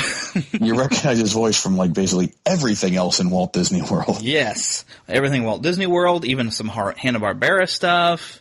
Boris Badenov. Yes, Boris Badenov. Just Paul Frees was the man. I think he did more voice work than Mel Blanc. I don't know. He's everywhere. And then Pete Renaday, I gotta love him just because he was Splinter. Fair enough. You gotta love the guy, So. Very talented guy. He's just not Paul Frees. It was disjointed as Paul Frees. I mean, he did a great job. And if Pete Renaday was in the Haunted Mansion itself, it would have been fine. Yeah. All right, next thing that I'm going to put is an honorable mention, and it's another ride thing, and it's a ride I really wish I hadn't have missed. We saw it, but we didn't know what it was, and I was not the one calling the shots most of the time I was there, because I was kind of the rookie. But Soarin', that Jerry Goldsmith score, oh my gosh. It is excellent. It is really excellent. That's one of the ones that I... other than having to track down on the internet to try to find like a download of it, when my friends just this past October, I had mentioned they went to Disney World, I saved up some money and I told them they just released a brand new soundtrack to Disney World. Make sure you get it for me, please, with this cash, and a bunch of other stuff I had them buy. I've actually got speaking of the Harry Potter park, they bought me a Snitch. I have that here on the shelf. But nice. I was so happy to have the Soarin' music on that set, and I was like, yes. My oldest son has the Gryffindor banner on his bedroom door. Awesome. My youngest son, who's my middle kid, he wants Slytherin. Well, there's one in every family. Touche. All right, next thing that I was going to put as an honorable mention. Now, apparently not everybody really likes this movie, but before I even had seen Pete's Dragon, I've got on a CD set that my wife had, Candle on the Water. Helen Reddy. Oh, yes. Yeah, very touching, emotional song. Yes, and I didn't even know what the song was about because I didn't have the context of the movie. But taken in a different sort of context, you could sing that song in church. And I'll leave it at that because I try not to shove anything on my show. But if you think about the song, you could kind of take it in a different aspect. Yeah, absolutely. I'll go with you on that one, sure. And plus, the Elliott float in the Main Street Electrical Parade is the coolest part of the parade. So. Oh, and I really wish I'd have gotten a chance to see that one too. It is massive. It is animated. It blows steam out his nose. It's got a oh my gosh, I'm blanking on the kid's name now. Riding it. Elliot, is it? No, Elliot's the dragon. Oh, Elliot's Pete. Duh, Pete's dragon. Duh, I'll be all right. Can you tell I worked overnight? We are smart. I'm new here. Oh, but yes. So we have to go with that one. I did get to see at least Spectro Magic. I'm sad to see it go because the music of that was really good too. It was catchy, yes. Yes, I'd actually need to track down that music as well sometime. That could almost be an honorable mention because that was really great music. It was rather fun though when we were watching it when. Now that name just went out of my head too. I almost wanted to say Balthazar, but that's not right. Chernabog. You knew what I was talking about. When Chernabog goes by and he opened up his wings and the lights, and it was so awesome. And the lady next to me goes, "Who or what in the world is that?" And I had to lean over and go watch Fantasia, lady. Please. So I said, yes, go watch Fantasia. You'll see that character. He's an icon, okay? Honorable mention, all of Fantasia. There you go. My wife's, I think that is her all-time favorite Disney movie. She's big into classical music and everything, so we have both of those, and she just adores those. All right, the after the honorable mention section, this is actually would be my sixth, and I have to put this up here. Other than Little Mermaid, of course, I mentioned was kind of like that big turning point that turned me into a Disney geek. But one of the first Disney films that I saw that we had rented that I ended up having to watch repeatedly, and the same night that we rented, I watched it like 2, maybe 3 times, was Lady and the Tramp. And so just because of that, I had to put in Bella Notte in there because it is probably the most famous song from that movie. But still to this day, I absolutely love that movie. It is just great. I'm kind of a dog person. Granted, we have a cat here, but I'm kind of a dog person. And some of the behaviors at the beginning of it, when with Lady as a puppy, I've gone through so many puppies. I'm like, yes, exactly, that's what they do. And so I absolutely adored that movie. I even bought the book novelization when I was a little kid of it and everything. So Bella Notte, it was a great song in there. It's a fun song, and it just fits the movie. Wonderful, wonderful film, and so that's going to have to be my my number 6. Hard to argue with that one, too. I mean, here's the problem. There are so many good songs, it's actually easier to pick the ones you don't like than it is the ones that you like the most. Yeah. It's really, and I'll give a tip of the hat to my buddy Dennis, who we were down in Disney last year during Pixelmania, and we were talking about how good just the in-house park music is, the live entertainment. And he basically said, he goes, dude, it's hard to find bad music around Disney. Yeah. And you know, that resonated, and he's absolutely right. Like I said, it's probably easier to find 6 songs I don't like versus the 6 that I like the most, because there's so much of it. It's just so good. Yeah. Which is why I was writing down honorable mentions, because I was like, okay, these is probably because some of the other stuff, some of my tops are probably somebody else's tops, so I better have some backups to fall onto. Plus, just because there's just so many, and it's hard to pick. I've even gone through, I've got just a folder that I just labeled Disney, and I just put all my Disney music of all sorts on there, and my car actually, I can plug a flash drive in. So I've got a flash drive even that I just loaded full of Disney music, and that's because I'm a courier and I'm in the car all day. Other than listening to podcasts all day, it's nice to be able to just like, you know what, I need to hear some Disney music because it'll make you feel better when you're having a bad day. And it's gotten so bad, though, my wife has actually at some point said, like, okay, can we hear some music? Okay, now don't put in the Disney drive. I've heard enough Disney music, you know, because I just have so much of it. And I start tracking stuff down from podcasts. I'm like, oh, hey, that was a good song. I wonder what that was. And so I'll start tracking it down and adding it to the list. And my friends will have a CD of something I don't have. I'm like, hey, I want to borrow that CD. I'm going to put it on my computer, too. And so I say, friends, always let friends borrow and share your Disney music. There you go. Yeah, I've got many gigabytes of Disney music. I mean, 3/4 of my iPod's Disney park music, and the other half's like dirty jokes or something like that. I mean, I span it all. Sure, go from one end to the other. Here's my clean family-friendly stuff, and here's the stuff I can't let the kids hear. Yeah, it's like, all right, now that we listen to Grim Grinning Ghost, let's listen to like Jackie the Joke Man for another hour or two. Okay. Okay, well, with that, I think I probably better wrap this up because I got to get up at 3:45 in the morning, and we're running late, man. So, what's the name of this show? The Never Ending Podcast? No, the Neverland Podcast. Oh, okay. But Never Ending seems to almost be the way. This is going to be a long one, so I'm going to have to edit just to try to, you know, maybe keep it. Although some of the other clips I could probably use, like when you mentioned a Weird Al and have that little story, I was thinking in my head, oh, I'm going to keep this and separate it because eventually I'm going to just do a show full of Weird Al songs because you got to. And I have a bunch of that, too. So I can't believe I admitted in public I went to a Weird Al concert. Hey, works for me. That'll make you fit in around here. Oh, boy. I think the tickets were like $10 or something. That's the only reason I went. Wow. There's like $10. I had nothing better to do that day. Oh, admit it. You laughed at some stuff. It was pretty interesting how he changes his costume between every song. That was pretty cool. Oh, one of these days I will get to see him. Of course, you know, here lately, you know, a lot of the pop music stuff that he's covered, like on his last album, like, you know, I don't even like the song you started with, so I'm kind of like, I don't know if I want to hear it or not, but we'll see. The stuff that's always funnier to me is stuff that's because I'm familiar with the song and I liked the original song, so a lot of some of the 80s and some of the 90s during the whole grunge era when all of us were in high school were all grunging out, and when he did a parody of Nirvana, it was the greatest thing. Absolutely. Amish Paradise. Yes.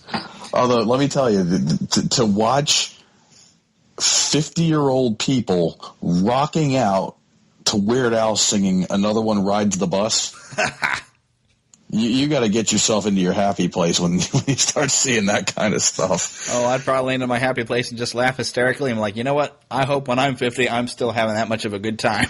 Absolutely. I hope I could care that little. I don't even know where I'll be in 20 years, but I hope I'm still a big kid.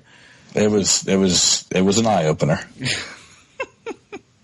I just know somehow that will be me. My body may not keep up with my brain, but I will be there in spirit.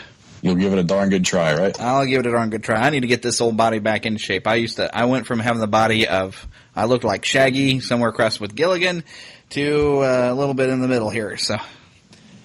We're all there, brother. Yeah. I'm like, what happened, man?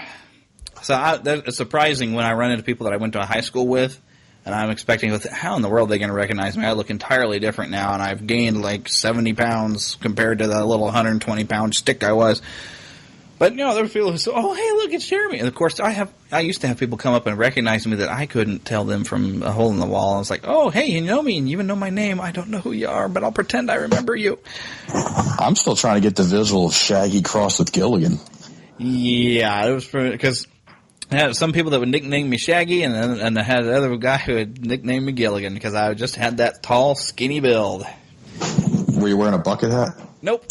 I was just tall and skinny. And I've always kind of wore baggy T-shirts because I was that skinny. There you go. So it kind of works. In fact, the one guy who kind of thought I looked like Gilligan actually for my birthday got me a book. It was like a biography of was it Jim Denver or John Denver? Was he also named John Denver or Bob Denver? Bob Denver. Bob Denver got me a biography of Bob Denver. He says, like, this is just special for you. I'm like, gee, thanks. Thank you very little. Yeah. I don't know where that book is. I probably still have it somewhere. I never read it, but I was like, oh.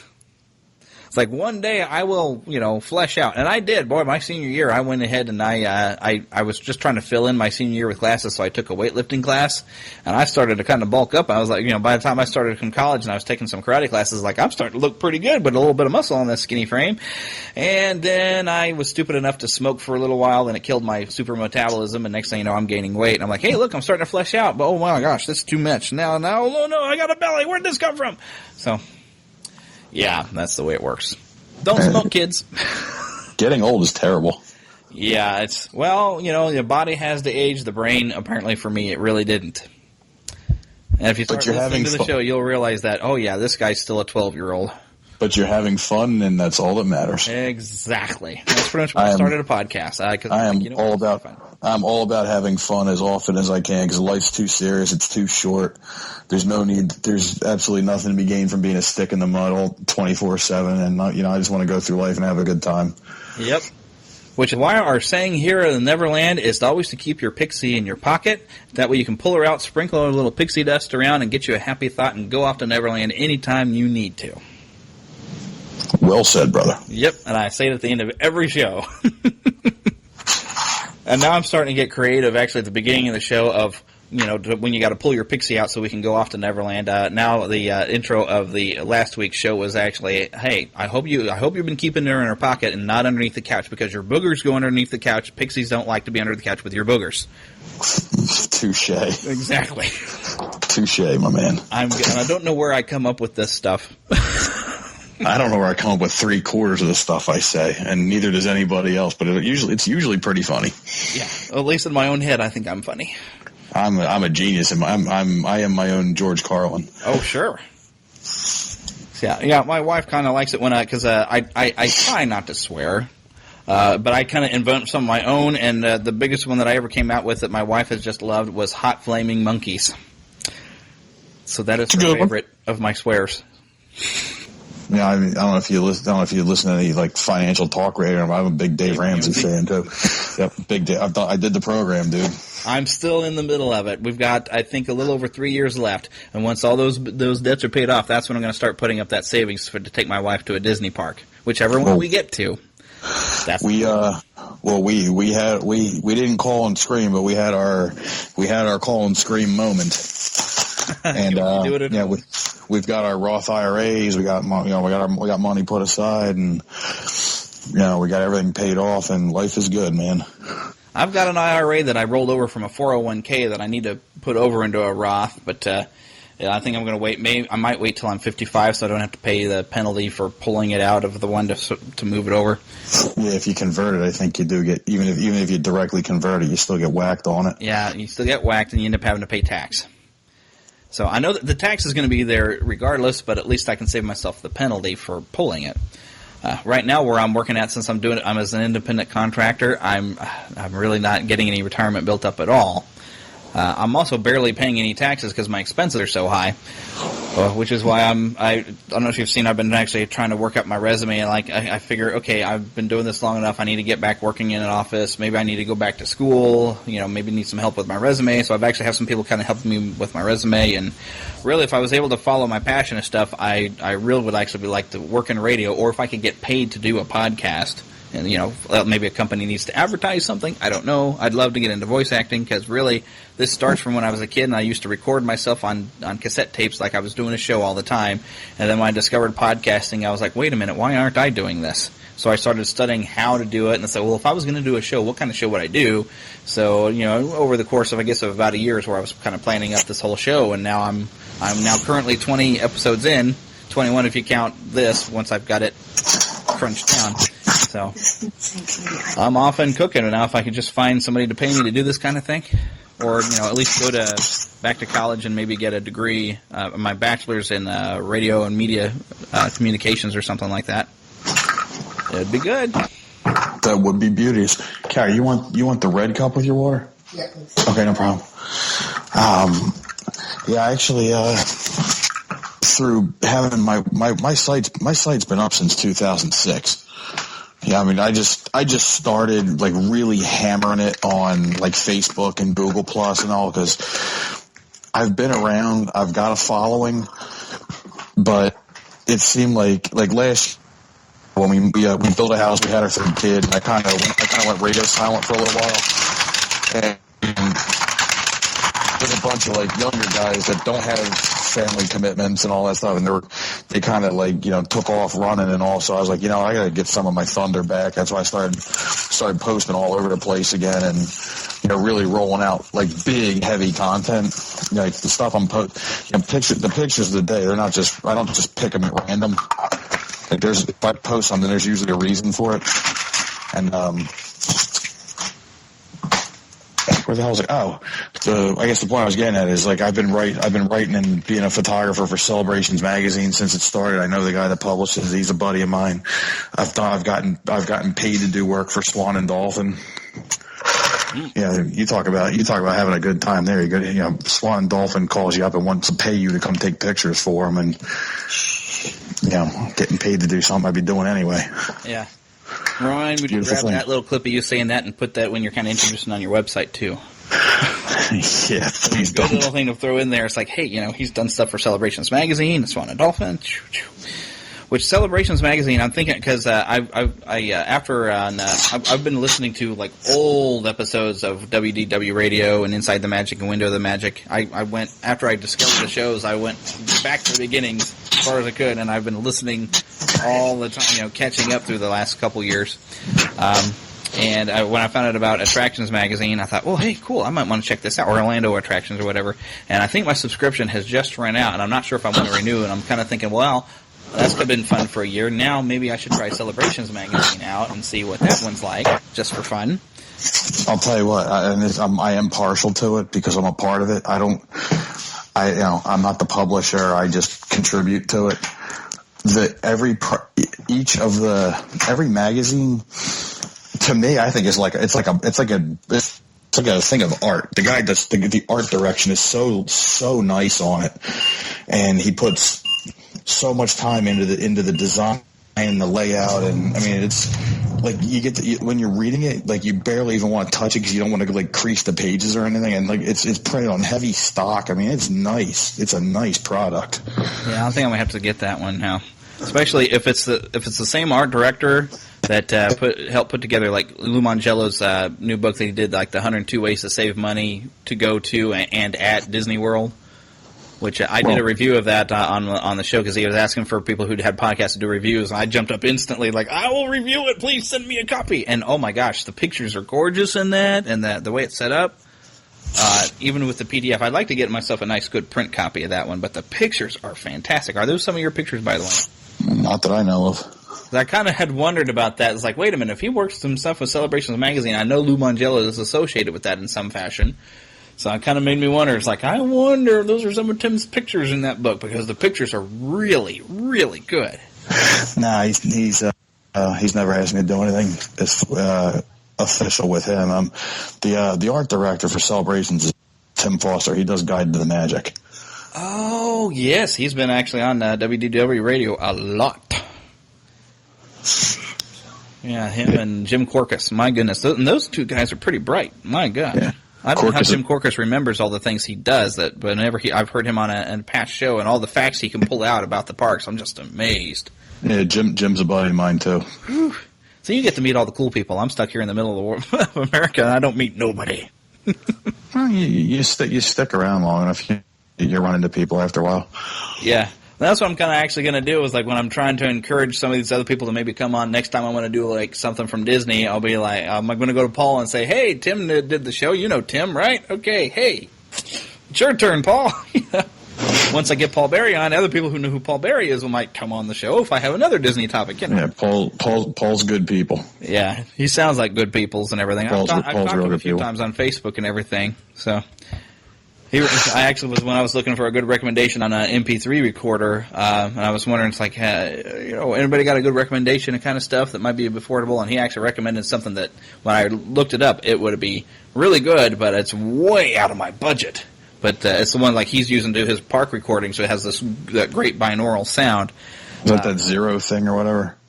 Something like that. But it was expensive, and I actually got one. I think it cost me about $50. I've got this little Sony thing it's only got one mic. Oh, here it is. Yeah, it's a little Sony. I forgot what kind of model it is, but it only has like one mic on it. But what I mainly needed to do with it, I found a lot of other uses now doing the podcast. But I do some film work.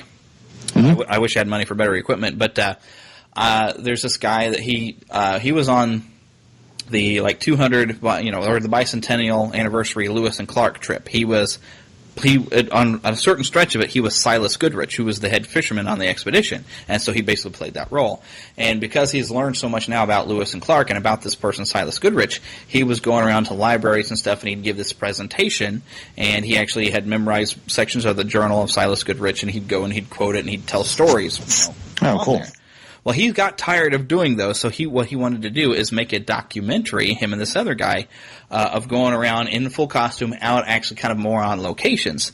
And I thought, okay, well, if we're going to be outdoors and I want good sound quality, what I needed to be able to do is find a way to mic him up and record his audio directly off of him.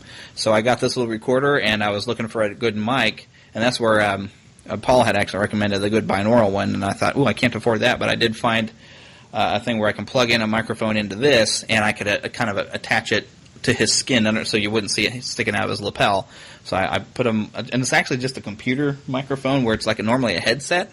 Mm-hmm. But I just kind of taped it with the microphone pointing up towards his head, and then I had him, showed him how to work the recorder to start the recording, slide that into a pocket or something, hidden it out of the way, and then I could film I could be a long distance away and have him walking towards me, but I've got, of course, good quality sound that was with him the entire time, so. And as you know, a video is only as good as the sound. Right. Because, I don't shoot high-def video because, unfortunately, I've got a good Sony Handycam, but it doesn't do high-def, unfortunately. But high def's going to cost you about $1.5 GB for every 30 seconds. Yeah. Well, I've probably got the room now because now I just got this new computer. It's finally went to Windows 8.1, and I've got a 500 gigabyte drive on it, and then an external drive I attached that's got a terabyte on there. Of course, that terabyte is pretty much full of all my music, a lot of it Disney, and a lot of my other video stuff. And every time I make a DVD, I burn an image, and I keep that image in case I need to come back to it and make more copies. So, plus all the labeling stuff and everything. So I've got it pretty full up. I might have to get another drive one of these days, but I've got a 4T inside my tower, and I've got two 3T externals. That's just my backup stuff. I've got hard drives out the rear end, full of pictures, I bet too. They fill up quick. Oh yeah, I can imagine. So, I would like to be able to maybe expand my video business. Of course, mainly what I'd like to do is, because so far I've only gotten calls to like do some lecture things or whatever, and this also helps. I can now mic up who's giving the lecture, so if they're going to start wandering around the room, I still got a good solid recording on them. But I'd love to be able to do just small little kind of goofy films, even if I was just doing stuff for YouTube. Sort of like what the Dawes brothers are doing. I wish I had half of their equipment to do some of the stuff they're doing. It's amazing. But I did do a little short film, kind of. It was half scripted, half improvised, called Supers. That unfortunately on YouTube I had to edit out some of the music we had chosen because we'd used mainstream type songs and everything that were kind of appropriate for the movie. But it was kind of a joke on there was something Marvel did because it was called the Civil War. Basically, what it was is, I'm sure you're familiar with S.H.I.E.L.D. if you've seen some of these Marvel movies. There was like this kind of terrorist bombing that was actually a mutant who could actually detonate himself, and he killed a bunch of, he detonated at a school and killed a bunch of kids, and apparently they found out there was like a reality show that was currently being filmed of some like young, superpowered people who were like, their reality show was, watch our super team go and fight these villains.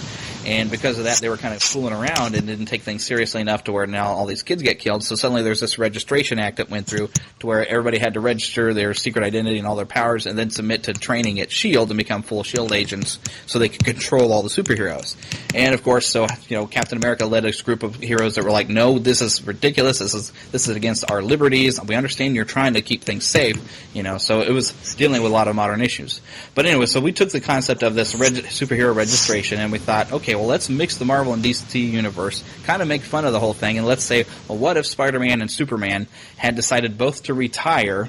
And so it's been a few years, and because I'm a little overweight and Phil's kind of a big guy too, and he's actually Superman height, and I'm a huge Spider-Man fan, he's a huge Superman fan, so we played those roles as overweight versions of those characters that decide after however many years that we're fat and we're in our 30s, we want to decide to make a comeback. And so we go and we find Batman, and he tries to get us back in shape so we can go out and fight against Iron Man, who's the one who was the head of the registration. And we did it for laughs, and I put it's like in 5 episodes on YouTube, but they made me change some of the songs around because Warner Brothers owned some of the songs, and so it kind of ruins some of the jokes on some bits.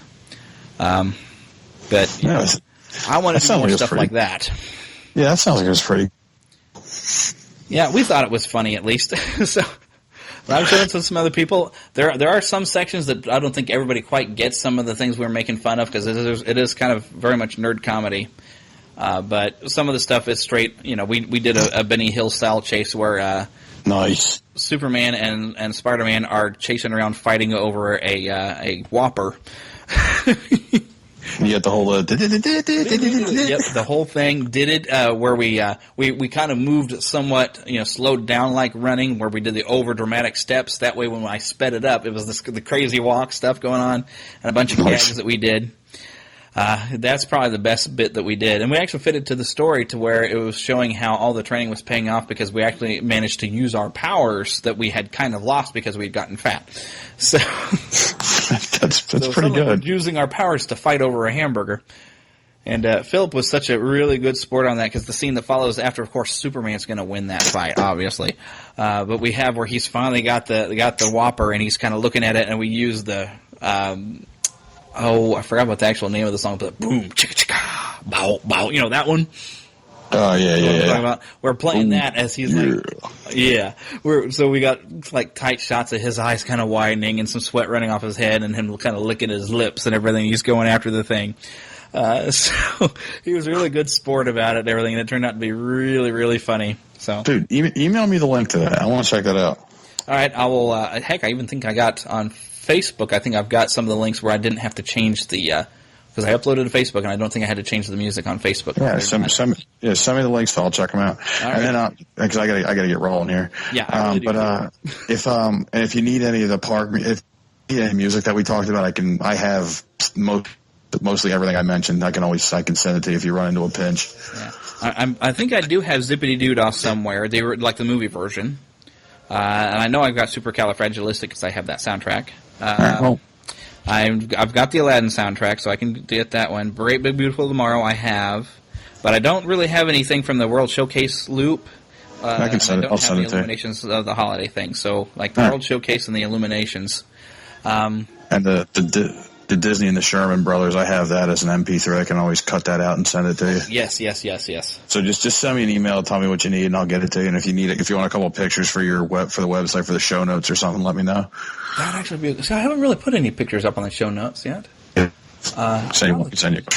Because well, heck, you can even send it. It's real easy. If you can send it over to podcast@neverlandpodcast.com. I can probably remember that. Yeah, it's right even on the website down. I think at the bottom. I think is my contact thing. You're better off emailing me and harassing me for it though, because tomorrow I got to get up, take my kids to school, work overtime, come home, coach my kids' baseball team, blah, blah, blah, blah, blah, blah, blah, and then we're going to have company all weekend. So you're better off just emailing it to me, and I'll print it and put it on my to-do list. You've got an email probably on the Magic and either on your Facebook pages. Probably got your email. Tim at themagicandpixels.com. Oh, well, that's easy enough. Just Tim at themagicandpixels.com. Right. Or if you go to my website, you go to the About tab on the drop down. There's an email link on there too. Okay, I'm writing this down. Yeah, and I'll either send it. Cause I don't know how much space Yahoo would let me have if I used my regular Yahoo account.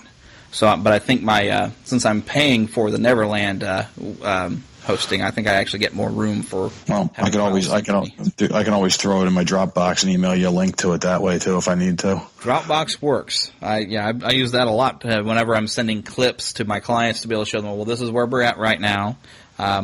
I actually had to send some of that out today with some of the adding the audio onto those clips just so they can see that I am working on it. I've been so busy on the weekends I haven't got a chance to get this documentary together yet. So, Dropbox is good. Okay. So, all right. So themagicandpixels.com. All right. I'm writing that down so I'll send that over at you.